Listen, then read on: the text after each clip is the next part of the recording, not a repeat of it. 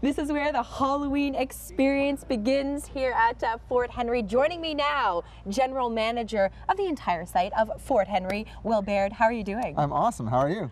I'm great. We have not seen anything like this. It all began 5 years ago, Fort Fright. Where did the idea come from? Well, we took a look at retail spending and patterns and what people were interested in doing with their vacation time. And Halloween actually popped up as the second biggest retail spend to Christmas. So we thought, hey, let's give it a try and come up with something unique. And that's sort of where Fort Fright was born, and looked at other model attractions throughout North America and decided to make something really creepy and scary. Wait until you see what they have done with the site. Let's continue or make our way in here. Now, what is Fort Henry typically day to day? Well, Fort Henry is actually a British military fortification.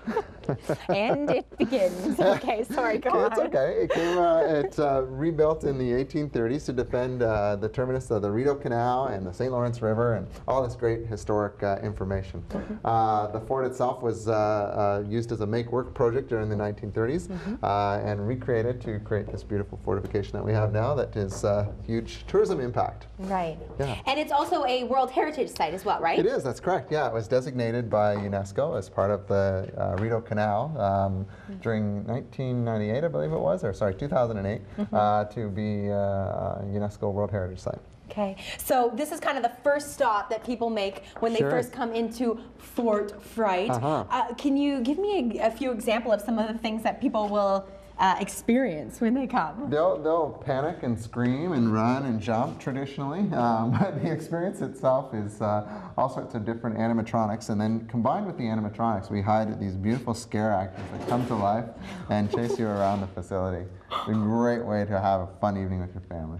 How many different actors do you have hidden within the fort on a typical night? Well, we'll have anywhere from 15 to 20 actors hidden throughout the entire attraction, and they'll be all over the place, from hiding behind ditches, hiding in hay bales, hiding in rooms just like that. Okay, so I know in previous years you've kind of honed in on people's fears and themed the fort around snakes and around clowns.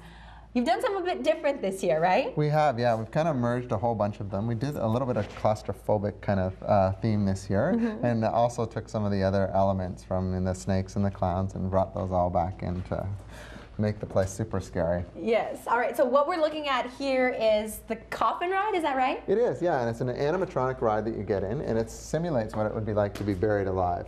So as you lie down in the coffin, there's a video that's shown in front of your face that shows your demise, and shovels of dirt come down on your face, and of course the pneumatics of the ride shake you around to match what's happening in the video. The things that people want to do to themselves, I know, yeah, and they're willing to pay for this experience, which is even better.